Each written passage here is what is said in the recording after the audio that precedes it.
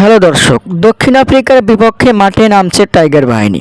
Toss জিতে bat করার সিদ্ধান্ত নেয় প্রোটিয়াদের ক্যাপ্টেন এডেন ম্যাককালাম। শুরুতে 6 দিয়ে শুরু করে দক্ষিণ আফ্রিকা। দক্ষিণ আফ্রিকাকে একলাই কুপঘাত করল তানজিম হাসান সাকিব।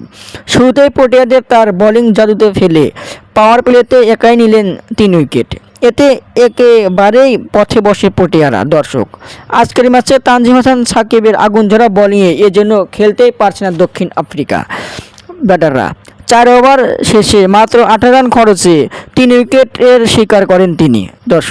যে তানজিমকে নিয়ে বিশ্বকাপে স্কোয়াডে রাখতে চাচ্ছিল না টাইগারদের টিম ম্যানেজমেন্ট, আজ সে তানজিম হাসান সাকিব দেখিয়ে দিলেন ভেলকি।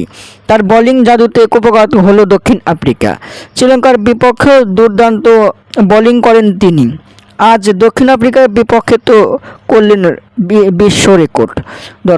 তানজিম হাসান সাকিব যেন কোনো দেশ এর বিপজ্জনক হতে পারে।